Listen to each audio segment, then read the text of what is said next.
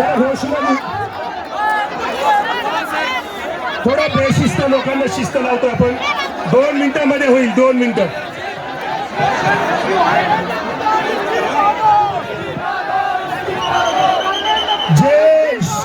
एक महत्वाची सूचना आहे, एक सूचना आहे.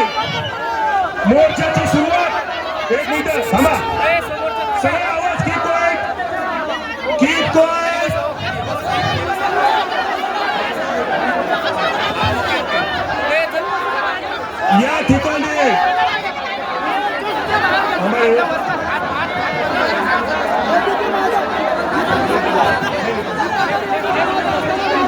या ठिकाणी आपण आपल्या सगळ्याला आता रिक्षा सुरुवात करतोय. जे ते तिथे शांत बसतील, जे शांत बसणार नाही ते चुकीचे ठरतील. आणि या ठिकाणी कार्यक्रमाची सुरुवात नीट मध्ये आहे.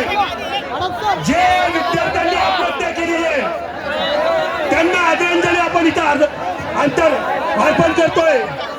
कोणीही जागेवरनं उठणार नाही. 2 मिनिटं पिनड्रॉप सायलेन्स आपण करतोय.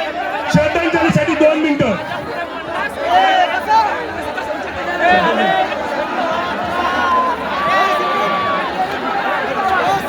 थोडं शांत राहा, थोडं शांत राहा.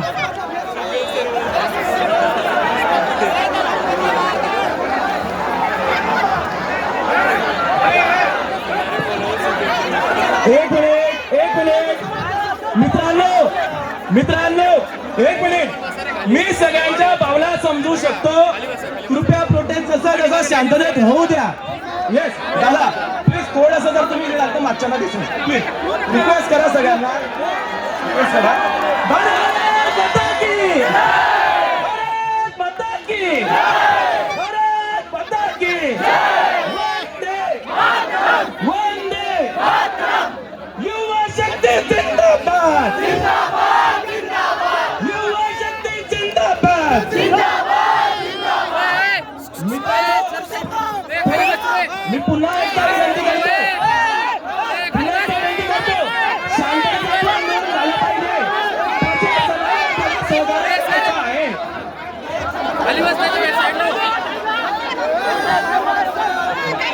चला एक मिनिट.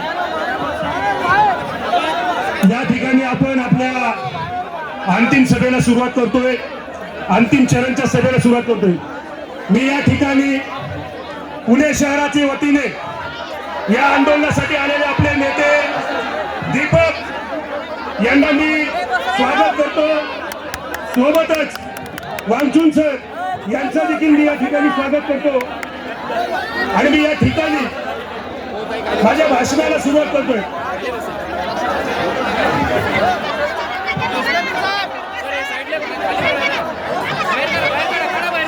या ठिकाणी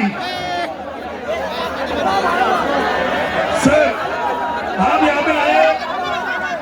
I have data for you. देशामध्ये दर 30 तासाला 36 तासाला विद्यार्थी आत्महत्या करतो आणि या देशाचं प्रशासन त्यावर काही रिॲक्ट होत नाही. या देशामध्ये पेपर लीक होतात आणि पेपर लीक झाल्यानंतर विद्यार्थी आत्महत्या करतात. त्यावर सरकार काही बोलत नाही.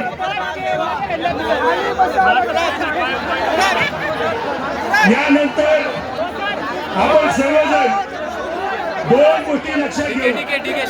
यानंतर सोनम वांगचुक सर हे आपली भूमिका मांडतील.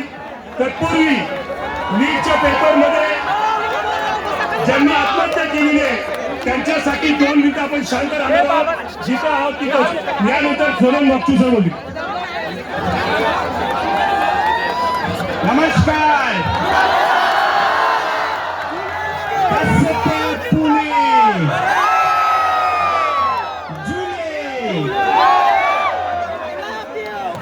मैं आप लोगों से एक नारे के बाद पुणे कितना शांत है सुनना चाहूंगा और फिर हम अभिजीत जी से सुनेंगे और 2 मिनट की श्रद्धांजलि अर्पित करेंगे जिन बच्चों की मृत्यु हुई है.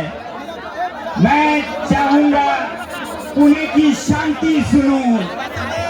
एक मिनट, शांत हो जाइए, शांत हो जाइए। पुणे कितना शांत है वो हम सुनेंगे, उसके बाद इनको सुनेंगे और श्रद्धांजलि अर्पित करेंगे। तो मेरे साथ बोलिए, भारत माता की, भारत माता की, भारत माता की। शांति शांति, अब बस शांति शांति शांति। पुणे की शांति, पुणे की खामोशी सुनेंगे हम और श्रद्धांजलि अर्पित करेंगे। मित्रांनो, आता माझी एक रिक्वेस्ट आहे सगळ्यांना, ज्या स्टुडंट्सनी आत्महत्या केलेली आहे त्यांच्यासाठी आपण श्रद्धांजली अर्पित करायची आहे. पण त्याआधी मी त्या स्टुडंटची नावं इथं वाचणार आहे, तर प्लीज प्लीज सगळ्यांनी शांत राहा. पोलिसांना माझी रिक्वेस्ट आहे, थोडं शांतपणे हाताळावं. तर मी आता नावं वाचणं सुरू करतो. सगळ्यांनी आपले टॉर्च ऑन करून त्या लोकांना, त्या स्टुडंट्सला श्रद्धांजली द्यावी. प्रदीप मेघवाल, ऋतिक मिश्रा, अंशिका पांडे, सिद्धार्थ हेगडे, आकांक्षा चतुर्वेदी, रुचि कुमार, मैथिली सोनवणे, भाग्यश्री, अशफा शेख, अंकुश मीना, हर्षा शंकर, रोशन शर्मा, तमिल इकबाल, अनिकेत अंकुश, जीशान, पूजा, मनोज, निखिल प्रताप, मोहम्मद जायद, मोहम्मद उरुस, सौम्या, सुमित, भारत, बगीशा, ऋषिक, कल्याणी, परशुराम, आशुतोष, चेंबूल. हे स्टुडंट्स मागच्या 2 वर्षात या सिस्टमच्या फेलियरमुळे यांना आत्महत्या करावी लागलेली आहे.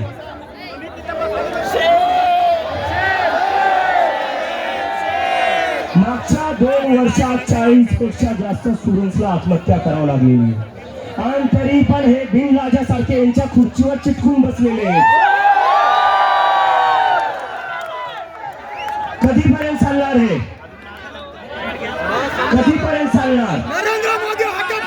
हे स्टुडंट्स पुढे जाऊन डॉक्टर झाले असते, डॉक्टर होऊन यांनी दुसऱ्यांचे प्राण वाचवले असते. पण या सिस्टमच्या फेलियरमुळे या स्टुडंट्सला स्वतःचा जीव द्यावा लागला. मला नाही वाटत आपल्या देशासाठी याच्यापेक्षा जास्त अपमानास्पद काही असू शकतं. धर्मेंद्र प्रधान इस्तीफा दो, इस्तीफा दो, इस्तीफा दो, धर्मेंद्र प्रधान इस्तीफा दो, इस्तीफा दो, इस्तीफा दो. आणि जे ऍक्शन या सरकारने घेतलेलं आहे, ऍक्शन या सरकारने काय घेतलं आहे? ज्या स्टुडंट्सनी सुसाईड केलं त्याच्यावर यांनी ऍक्शन घेतलंय ट्रान्सफर, सस्पेन्शन पण नाही, ट्रान्सफर. अधिकाऱ्यांचा ट्रान्सफर केलेला आहे. म्हणजे आपल्या देशात स्टुडंट्सची लाईफची व्हॅल्यू एवढी कमी आहे की तुमच्याकडून साधं सस्पेन्शन पण होत नाहीये. त्यामुळे मी म्हणतोय, राजीनामा घेतल्याशिवाय आम्ही थांबणार नाही. धर्मेंद्र प्रधान इस्तीफा दो, इस्तीफा दो, इस्तीफा दो, धर्मेंद्र प्रधान इस्तीफा दो, इस्तीफा दो, इस्तीफा दो, धर्मेंद्र प्रधान इस्तीफा दो, इस्तीफा दो, इस्तीफा दो. आता मी रिक्वेस्ट करतो सोनम वांगचुक सरांना थोडं बोलण्यासाठी. सर प्लीज बात करा. सोनम वांगचुक जिंदाबाद, जिंदाबाद, जिंदाबाद. सोनम वांगचुक जिंदाबाद, जिंदाबाद, जिंदाबाद.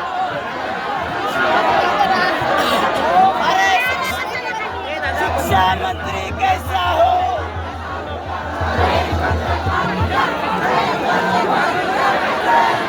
बहुत बहुत धन्यवाद, बहुत बहुत धन्यवाद, नमस्कार और झूले. मुझे पुणे ने ये फूल दिया और मैं पुणे के लिए लाया हूँ लद्दाख से खदक. आप सबके लिए लद्दाख के लोगों का, पर्वतों का, नदियों का, ग्लेशियर्स का, पशु पक्षियों का, सबका अभिनंदन लाया हूँ.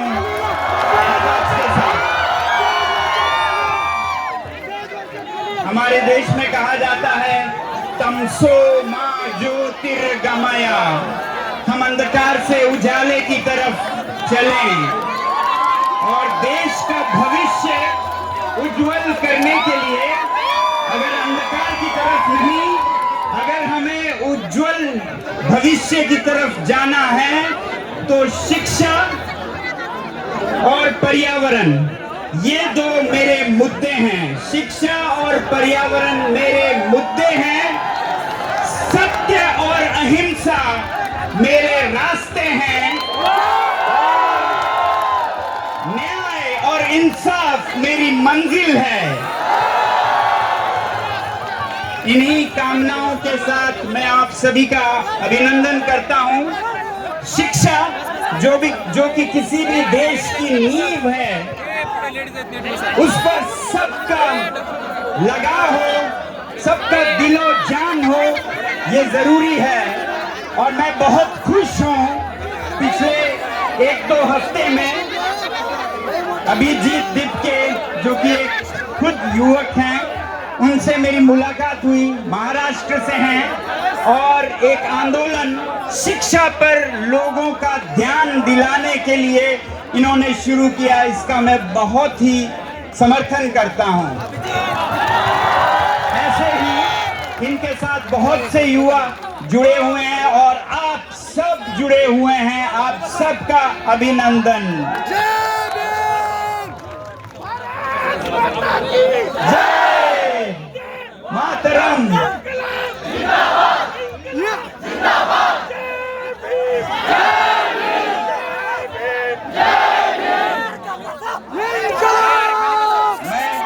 बहुत खुश हूँ आज, मैं बहुत खुश हूँ कि पुणे के धरती पर फिर से आया हूँ, जो कि छत्रपति शिवाजी महाराज की भूमि है।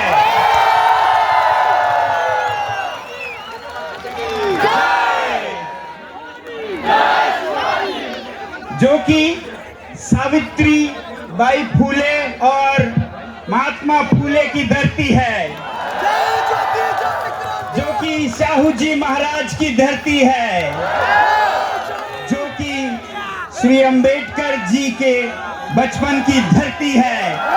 मैं पुणे को नमन करता हूं, आप सबको नमन करता हूं और आपके इस जोश को, ऊर्जा को नमन करता हूं जो आप लोगों ने शिक्षा के लिए दिखाया है आज, जहां ये आप लोगों का ध्यान परीक्षाओं में जो हो रहा है उसकी तरफ खींच रहे हैं, जो अन्याय हो रहा है परीक्षाओं में।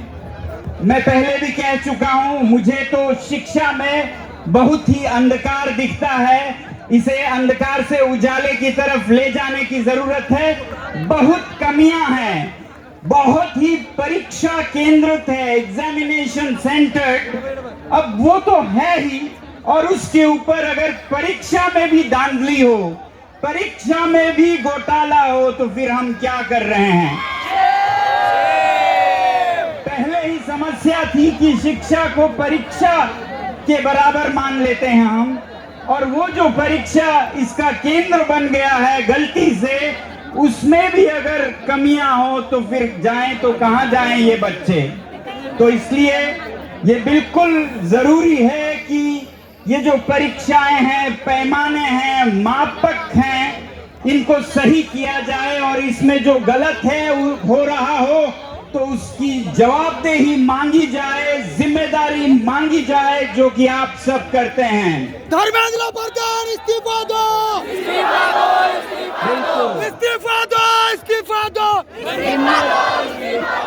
युद्ध इस्तीफा लेकर ही रहेंगे। यानी कि हम कह रहे हैं कि जिम्मेदारी लीजिए, जिम्मेदारी लेनी होगी, लेनी होगी, लेनी होगी, जिम्मेदारी लेनी होगी, लेनी होगी, लेनी होगी। तो बहुत कमियां हैं, जैसा मैं कहता आया हूं, हमारे शिक्षा नीतियों में कुछ बदलाव आ रहे हैं, मगर वो भी जमीन पर नहीं उतर रहा है। और उसके ऊपर आलम ये कि जो परीक्षाएं, जो कि बहुत अच्छे बुनियादों पे नहीं हैं, उसमें भी कमियां हैं। मगर खुशी की बात यह है कि आज भारत में दिल्ली में, पुणे में, लखनऊ में, अमृतसर में, हर जगह लोग जाग रहे हैं इस कमी की तरफ। युवा जाग रहे हैं, जवाबदेही मांग रहे हैं। और लोकतंत्र की यही शक्ति है, जब लोग जवाबदेही मांगे तो वही शक्ति है, और उसके बिना लोकतंत्र बेमानी है। तो आप लोगों का फिर से बधाई कि आप इस राष्ट्रीय दायित्व को निभा रहे हैं। ये किसी सरकार के खिलाफ नहीं है, बल्कि कोई भी अच्छी सरकार ऐसी जवाबदेही मांगने पर उन्हें बहुत खुशी होनी चाहिए, क्योंकि उनका काम सही होगा। दोस्त सच्चे वो हैं जो आपकी कमियां बता सकें और जो आपसे जवाबदेही मांग सकें। वो दूर के दोस्त हैं, वो दूर के दोस्त हैं, चाहे उनकी कड़वाहट लगे, कटु लगे उनकी जबान, मगर वो सच्चे दोस्त हैं। नकली दोस्त वो हैं जो आपके चाटुकार हो, जो हर चीज को सही कहे, चाहे वो सही हो या गलत हो। तो ऐसे नागरिक ना बने, ऐसे नागरिक ना बने। आप वो नागरिक बने जहां सही हो वहां गलत ना कहें, और जहां गलत हो वहां सही है ना कहें। तो जैसा मैं कह रहा था, शिक्षा और पर्यावरण मेरे मुद्दे हैं, हमारे मुद्दे हैं। भविष्य उज्जवल होने के लिए एक तरफ हमारे बच्चों की शिक्षा बहुत बहुत जरूरी है, वहीं दूसरी तरफ पर्यावरण हमें अगले पीढ़ियों तक स्वच्छ रखना बहुत जरूरी है, जिसमें कि हमारी हवा साफ हो, पानी साफ हो, वरना आने वाली पीढ़ियां सांस के लिए तरसेंगे, पानी के लिए तरसेंगे। तो ये जलवायु, ये पर्यावरण, इसे भी हम उस दूर अंदेशी नजरिए से देखें जैसे हम शिक्षा को देखते हैं। और मैं पुणे को सलाम करता हूं, इससे 2-3 बार पहले भी आया हूं। पुणे के लोग बहुत ही सजग हैं, पर्यावरण के प्रति बहुत ही सजग हैं। मैं इससे पहले जब आया तो कभी नदियों को बचाने की बात चल रही थी, उसके लिए आया। कहीं पेड़ों को बचाने के लिए लोग निकले थे, इसके लिए आया। मुझे आशा की किरण दिखती है पुणे से, महाराष्ट्र से।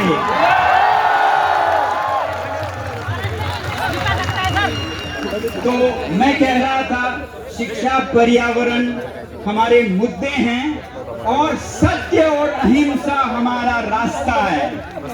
हम इस मुद्दे के लिए जब आगे बढ़ें तो सत्य पे चलें, सच्चाई के साथ चलें, झूठ के खिलाफ चलें, ताकि हमेशा सत्यमेव जयते हो, जैसा हमारे राष्ट्र का एक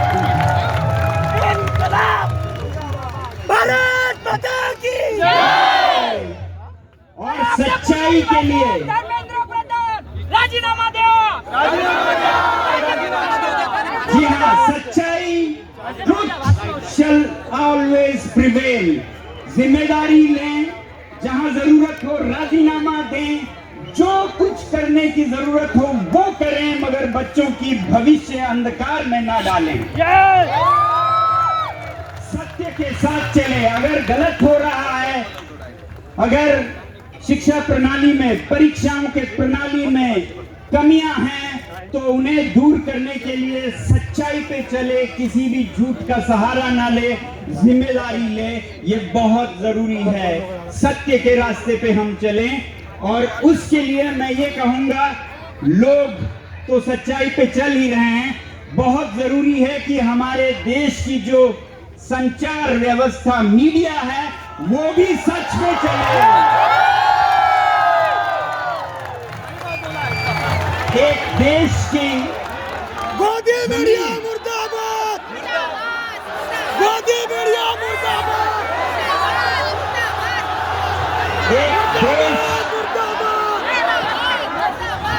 एक देश की कॉन्शियंस कीपर्स, जो आत्मा की आवाज लोगों तक अभिव्यक्त करते हैं, उसे सच्चाई पर चलना होगा, मीडिया को सच्चाई पर चलना होगा, तभी कह सकते हैं हम सत्यमेव जयते।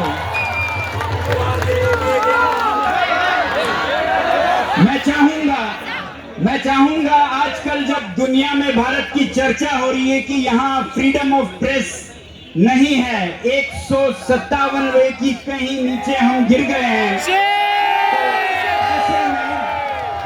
ऐसे में मैं प्रधानमंत्री जी से आग्रह करूंगा कि वो मन की बात में प्रेस को, मीडिया को जो वो आजादी देंगे उसके ऊपर भी, क्योंकि जब तक देश की मीडिया साफ सुथरी और सच नहीं होगी तब तक लोगों तक सच्चाई नहीं पहुंचेगी, झूठ फैलेगा और सच्चाई दम घुटने पे मजबूर होगी। तो मैं चाहूंगा कि आने वाले भारत में अगर भारत को विश्व गुरु बनाना है, अगर भारत को विकसित भारत बनाना है, तो शुरुआत संचार माध्यमों के, मीडिया की आजादी से शुरू करें और इसमें भी हम भारत को विश्व गुरु बनाएं। 1 नंबर नहीं हो नॉर्वे की तरह, 2 नंबर नहीं हो तो पहले 10 में तो जरूर आए भारत। तो सत्य हमारा रास्ता है, अहिंसा हमारा रास्ता है। अहिंसा, आपने देखा होगा कि किस तरह से बहुत ही सुंदरता से ये जो आंदोलन चल पड़ा है युवाओं का शिक्षा के लिए, ये कितना अहिंसक रहा है, इसे आपने देखा होगा। और ये इसी अहिंसा की ताकत है। बहुत लोग पूछते हैं कि ये कैसे हो गया कि विमान स्थल पे ही आपको अनुमति दी गई, जंतर मंतर के लिए अप्रूवल, परमिशन एयरपोर्ट पे दी गई, कोई गिरफ्तारी नहीं हुई। तो मैं कहूंगा इसका बल था अहिंसा, सत्य, क्योंकि हम सब ने कह दिया था कि कोई हिंसा न करे न करने दे, सतर्क रहें और फूल दें दूसरी तरफ। तो इसलिए अहिंसा के इस शक्ति के सामने सरकार ने भी बहुत ही प्यार और मोहब्बत दिखाया, इसलिए इन्हें परमिशन 1 घंटे में दिया गया और गिरफ्तारी की कोई बात नहीं चली। और अगर इसी तरह अहिंसक रूप में यह आंदोलन चलता गया तो देश में बहुत बड़ा बदलाव भी आएगा और यही हम उम्मीद करते हैं। वरना हिंसा के हथियार दूसरी तरफ बहुत बड़े बड़े हैं, मगर अहिंसा का कोई जवाब नहीं है। तो आप कौन सा चुनना चाहेंगे, अहिंसा और फूल के हथियार या फिर पत्थर लाठियों के हथियार? तो अहिंसा परमो धर्मा, अहिंसा पे हम चलेंगे, यही हमारा रास्ता है। और न्याय इंसाफ हमारी मंजिल है। आखिरकार हमारी लक्ष्य होगी, हमारा लक्ष्य होगा कि हम इंसाफ तक पहुंचे, शिक्षा के द्वारा समाज में इंसाफ, हर बच्चे को, हर तबके को, हर प्रांत को, हर जाति को, हर धर्म को एक जैसा भविष्य मिले, ऐसा इस आंदोलन का लक्ष्य है। न्याय मिले, न्याय की पालिका भी शुद्ध हो, स्वच्छ हो, ऐसी हमारी प्रार्थना है। जिस तरह की हम उम्मीद करते हैं संचार माध्यमों से, वैसे ही न्यायपालिका भी हमारी उम्मीद है, आशा है, प्रार्थना है कि इसे स्वच्छ रखा जाए ताकि देश सच में विश्व गुरु बने। तो आखिर में मैं फिर यही कहूंगा कि शिक्षा और पर्यावरण हमारे मुद्दे हैं और सत्य और अहिंसा हमारा रास्ता है और इंसाफ हमारी मंजिल है। जय महाराष्ट्र, जय हिंद।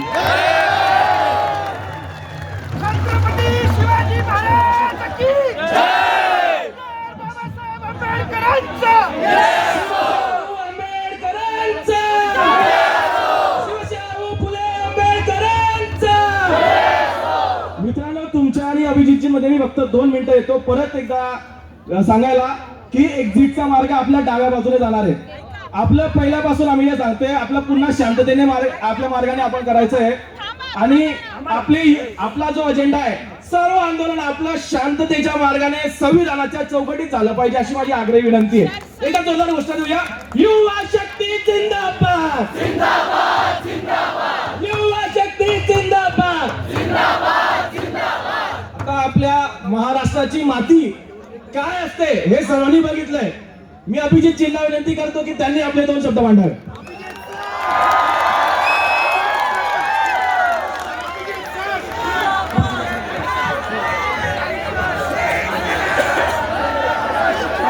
सगळ्यात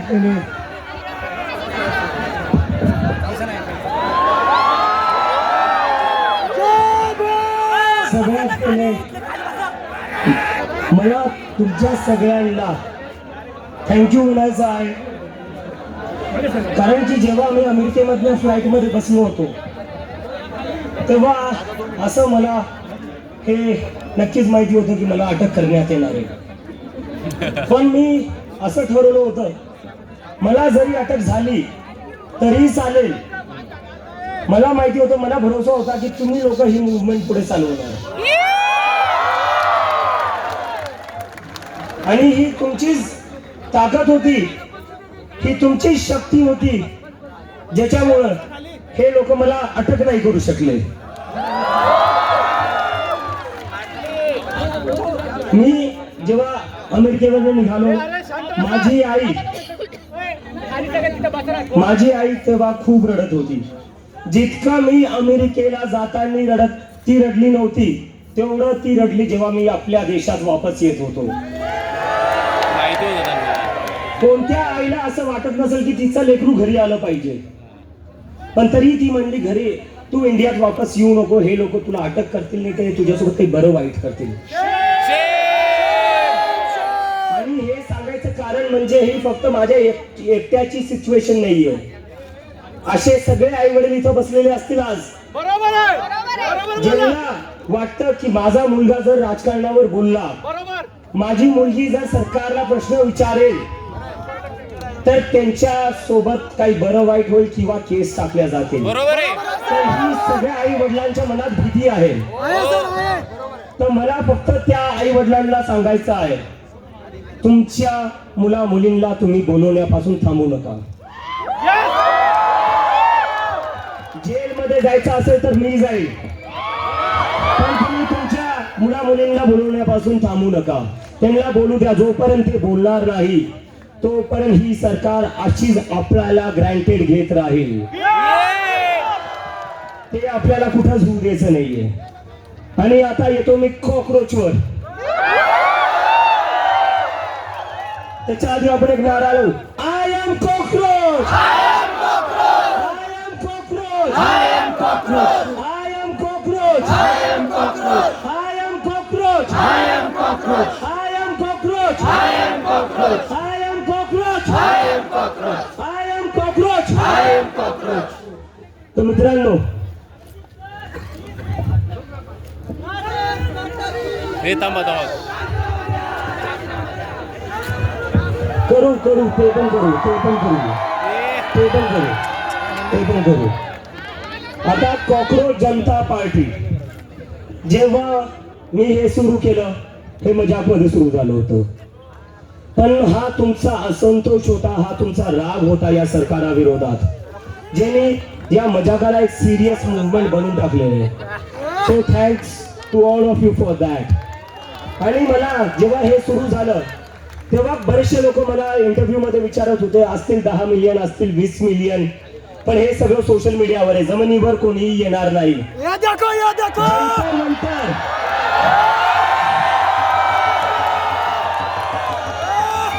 जंतर मंतरवर जेव्हा मी गेलो तेव्हा पूर्ण जंतर मंतर भरलेलं होतं.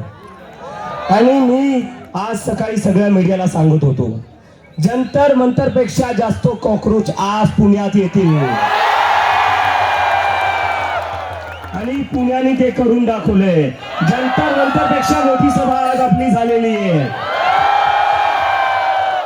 आणि काय अरे लोक, जेव्हापासून ही मुवमेंट सुरू झालेली आहे, काय मागतोय आम्ही फक्त राजीनामा मागतोय. कशासाठी मागतोय? नीटचे 22 लाख स्टुडंट, सीबीएसईचे 17 लाख स्टुडंट, सीयूईटीचे 16 लाख स्टुडंट, SSC GD चे 40 लाख स्टुडंट, असे 1 करोड पेक्षा जास्त स्टुडंट आहे ज्यांच्या सोबत अन्याय झालेला आहे. असे 1 करोड पेक्षा जास्त स्टुडंट्स आहेत ज्यांच्या सोबत अन्याय झालेला आहे, आणि तरीही कोणी जिम्मेदारी घ्यायला तयार नाहीये, तरीही कोणी राजीनामा द्यायला तयार नाहीये. तर आमचं हे म्हणणं आहे की तुम्ही कधीपर्यंत असे बिर्लाजापणे तुमच्या खुर्चीवर बसून राहाल, आणि आपल्या देशाचे जे विश्वगुरु आहेत,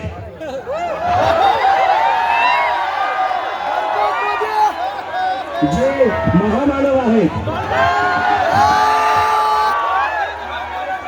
त्यांना मला एक प्रश्न विचारायचा आहे. मला त्यांना एक प्रश्न विचारायचा आहे. तुमच्यासाठी हे 1 करोड स्टुडंट्स महत्वाचे का तुमचा एक इनकॉम्पिटेंट मिनिस्टर महत्वाचा आहे? तुम्हाला निवड करावं लागेल. जर तुम्ही त्यांना काढणार नाही तर उद्या तुमचं ट्रान्सफर करण्यात येईल. आता अजून सहन करणार नाहीत लोक. स्टुडंट्स आत्महत्या करतायत. मी तरी आज इथे उभा आहे, तुम्ही सगळे इथं बसलेले आहेत, पण त्या आई वडिलांचं काय ज्यांच्या लेकरांनी आत्महत्या केलेली आहे? तुम्हाला आणि मला बरेचसे लोक म्हणतात की जेनझी आंदोलन करतोय, जेनझी आंदोलन करतोय. शिक्षा मंत्री कैसा हो, शिक्षा मंत्री कैसा हो, शिक्षा मंत्री कैसा हो,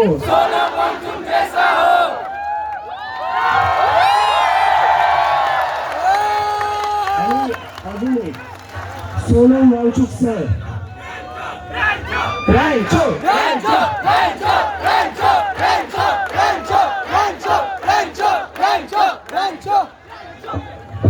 सोनम वांगचुक सर हे या देशातले सगळ्यात मोठे एज्युकेशनिस्ट आहेत. अशा माणसाला शिक्षा मंत्री करण्याच्या जागी यांनी जेलमध्ये टाकलेलं होतं. आज मी बातमी वाचली, जे जंतर मंतरवर एक टीचर आली होती आमच्या मुवमेंटला सपोर्ट करायला, तिलाही सस्पेंड करण्यात आलेलं आहे. मला हे कळत नाहीये, यांना जेलमध्ये टाकण्याजागी, मला जेलमध्ये टाकण्याजागी किंवा त्या टीचरला सस्पेंड करण्याजागी तुम्ही तुमचं काम नीट का नाही करत? तुम्ही राजीनामे का नाही घेत? जर तुम्ही राजीनामे घेतले असते तर मला अमेरिकेवरनं इथे यायची गरज पडली नसती. जर तुम्ही धर्मेंद्र प्रधानचा राजीनामा घेतला असता तर इतक्या सगळ्या स्टुडंट्सला आज इथं रस्त्यावर बसावं नसतं लागलं.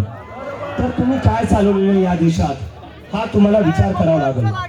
आणि आता मी तुमच्या सगळ्यांना एक रिक्वेस्ट करतो. ब्रो जातो ब्रो जातो जातो पुढे जा ब्रो जाऊ दे जातो पुढे जा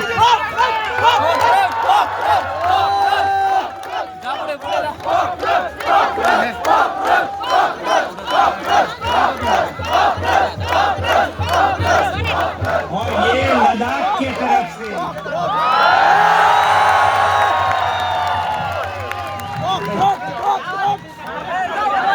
वरती जा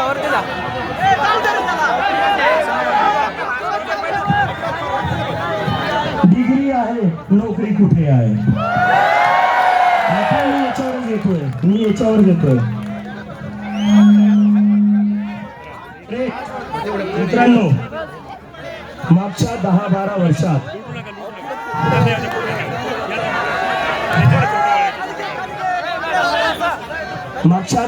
वर्षात आपल्या देशात जे राजकारण चालू आहे, जी पॉलिटिक्स चालू आहे, त्याच्यामुळे आपलं काय नुकसान होते हे आज आपल्याला समजते. 10-12 वर्षापासून देशात नुसतं हिंदू मुसलमान चालू आहे. याच्याने हे करता काय? याच्याने हे आपल्याला कुठे ना कुठं मॅनिप्युलेट करताय. आपण ऍज अ सिटीजन विचार करणं बंद केलेलं आहे. आपण हिंदू किंवा मुसलमान आहे या पर्स्पेक्टिव्हने आपण विचार करतोय, त्यांना पण हेच पाहिजे, त्यांना डिवाइड करायचं आहे. कारण की जेव्हा तुम्ही स्वतःचा हिंदू म्हणून विचार करसाल, स्वतःचा तुम्ही मुसलमान म्हणून विचार करसाल, तेव्हा तुम्ही फक्त धार्मिक विषयांचाच विचार करसाल. तुम्ही एम्प्लॉयमेंटचा विचार नाही करणार, तुम्ही एज्युकेशनचा विचार नाही करणार, तुम्ही जॉब्स, महागाई याचा विचार नाही करणार. तर हे लोक 10 वर्षात त्या गोष्टीत सक्सेसफुल झालेले आहेत. पण आता तुम्ही सगळे लोक इथं जमलेले आहेत, तर ही आपल्या सगळ्यांची जिम्मेदारी आहे की या देशात याच्या पुढे हिंदू मुस्लिमची राजनीती नाही चालणार. हिंदू मुस्लिम की राजनीति नहीं चलेगी, नहीं चलेगी, नहीं चलेगी. हिंदू मुस्लिम की राजनीति नहीं चलेगी, नहीं चलेगी. हिंदू मुस्लिम की राजनीति नहीं चलेगी, नहीं चलेगी. हिंदू मुस्लिम की राजनीति नहीं चलेगी, नहीं चलेगी. कुठं ना कुठं आपण विचार केला पाहिजे, ज्या हिंदू मुस्लिमच्या राजनीतीने राजकारणाने आपल्याला दिलं काय. आज देशात 40 वर्षात सगळ्यात जास्त अनएम्प्लॉयमेंट आहे. कशामुळं? कारण की नुसतं हिंदू मुस्लिम मध्ये अडकून ठेवले, फसून ठेवले आपल्याला. काय चालू आहे आपल्या देशात? हिंदू मुस्लिम चालू आहे, त्याच्यात आपल्याला भेटतं काय? रस्त्यावर खड्डे भेटत आहेत.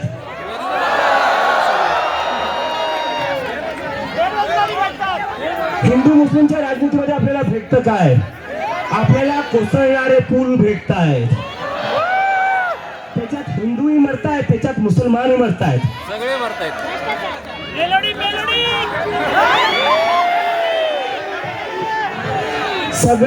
सगळं जग AI मध्ये पुढे चाललंय, सेमी कंडक्टर मध्ये पुढे चाललंय, क्लीन एनर्जी मध्ये पुढे चाललंय. आणि आपण काय करतोय? हिंदू मुस्लिम धार्मिक ध्रुवीकरण.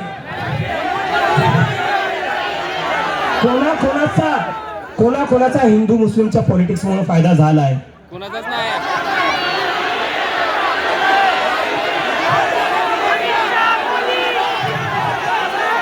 रंग बिरला. तर फक्त आता इथं घोषणा देऊन चालणार नाही, मला तुमच्या सगळ्यांकडून कमिटमेंट पाहिजे. यानंतर कोणीही हिंदू मुस्लिमच्या पॉलिटिक्स मध्ये अजिबात एंगेज करणार नाही.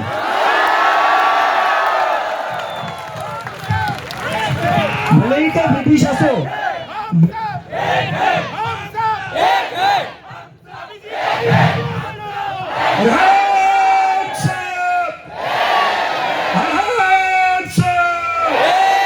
हिंदू मुस्लिम नहीं चलेगा, नहीं चलेगा, नहीं चलेगा. हिंदू मुस्लिम नहीं चलेगा, नहीं चलेगा, नहीं चलेगा. हिंदू मुस्लिम नहीं चलेगा, नहीं चलेगा, नहीं चलेगा. हेट पॉलिटिक्स नहीं चलेगा, नहीं चलेगा, नहीं चलेगा. अरे भगत सिंह के देश में जात पात धर्म का झगड़ा नहीं चलेगा, नहीं चलेगा. गुरु के देश में जात पात धर्म का आता झगड़ा नहीं मी चलेगा, येतो नहीं का? चलेगा, नहीं चलेगा. इन्कलाब जिंदाबाद, नहीं, ठीक है. जिंदाबाद, जिंदाबाद. इन्कलाब जिंदाबाद, जिंदाबाद, जिंदाबाद.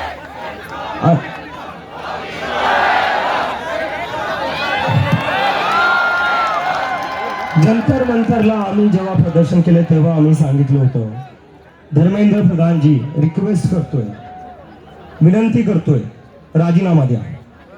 जर तुम्ही राजीनामा नाही दिला तर पुण्यातले आज एवढे जिथं लोक बसलेले ते सगळे दिल्लीला 20 तारखेला येतील. कोण दिल्लीला 20 तारखेला येईल? हात वरती करा. चलो दिल्ली, चलो दिल्ली, चलो दिल्ली, चलो दिल्ली.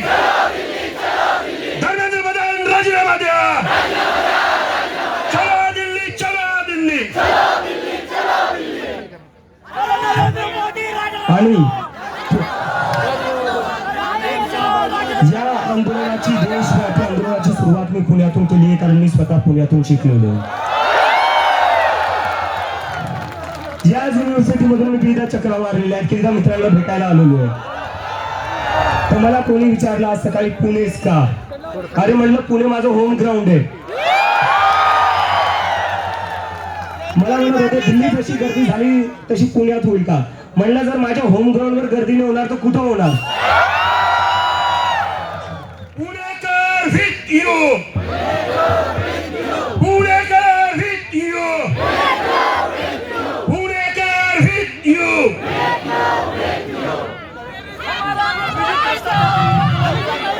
आता पुण्यातून मी जाणार आहे लखनौला, तिथून मी जाणार आहे लखनौ नंतर अमृतसरला, जयपूर, बँगलोर, जिथं जिथं गरज पडेल मी तिथं जाईल.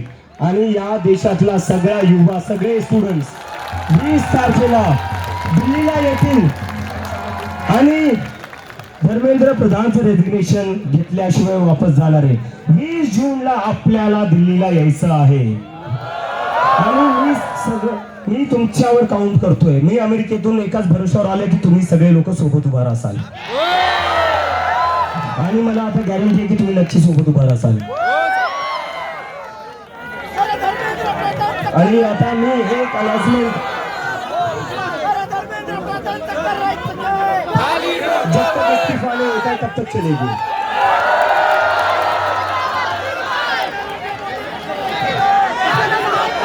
एक मिनिट इथं अल्टीमेटम दे दिया है. सैटरडे तक रिजाइन करिए, सैटरडे को रिजाइन नहीं करते हो तो 20 जून को हम सब दिल्ली आ रहे हैं.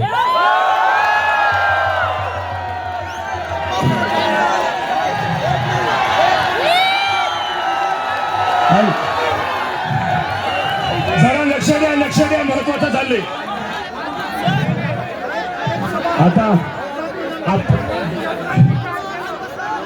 आता मी थोडं मुख्यमंत्री जे आपल्याला बोलले अराजक तत्व आहे.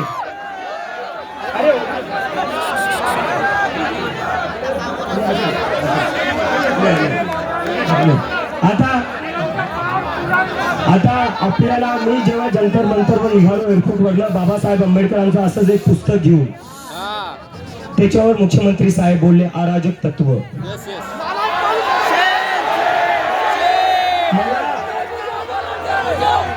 मला मुख्यमंत्री साहेबांना विचारायचं आहे, जे डॉक्टर बाबासाहेब आंबेडकरांना फॉलो करतात ते अराजक आहे का? जे भीमच्या घोषणा देतात ते अराजक आहे का? आणि त्यात मुख्यमंत्री साहेब हे पण बोलले की यांनी नुसतं संविधानाचं पुस्तक पकडले, यांना संविधान माहिती नाही. त्याच्यावर मला मुख्यमंत्री साहेबांना विचारायचं आहे, संविधानात कुठं लिहिलं होतं सकाळी 5 वाजता विदाउट मेजॉरिटी तुम्ही शपथ घेऊ शकता?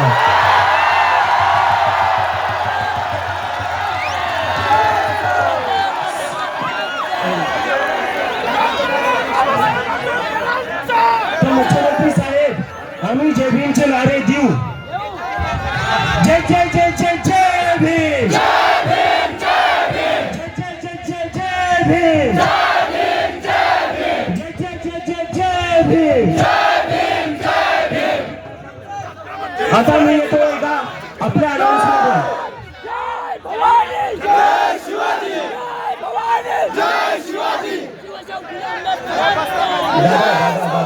दादा प्लीज. आता मी येतो आपल्या महत्वाच्या अनाउन्समेंटवर. काल मी बऱ्याचशा स्टुडंट्सला भेटलो, MPSCच्या स्टुडंट्सला भेटलो, त्यांच्याही खूप तक्रारी आहे या सरकारपासून.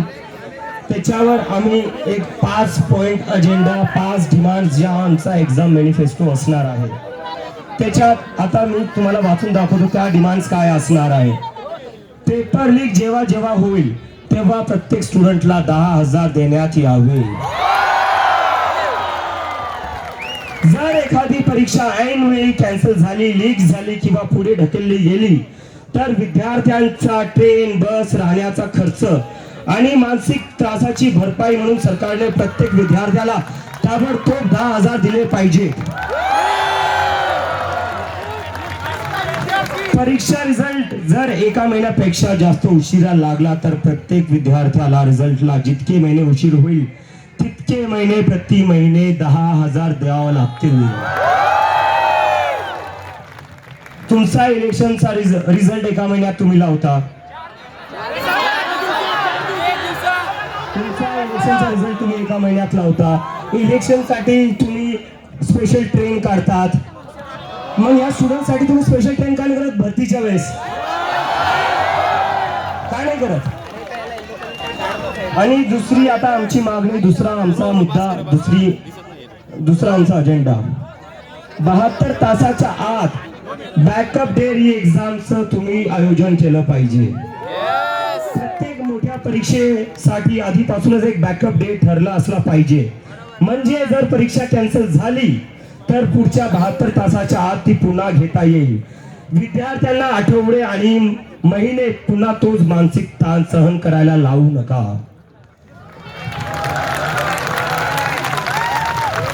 तिसरा आमचा मुद्दा, हे जे OSM चालू आहे, ऑनलाईन चेकिंग. स्टुडंट्स आपल्या हाताने पेपर लिहित आहेत. चेक कसे होत आहेत? स्कॅन करून, फोटो काढून. कसं काय होणार आहे ते? तर जर पेपर स्टुडंट्स हाताने लिहित आहेत तर ते पण तुम्हाला फिजिकली चेक करावं लागतील. ते ऑनलाईन चेक करून चालणार नाही.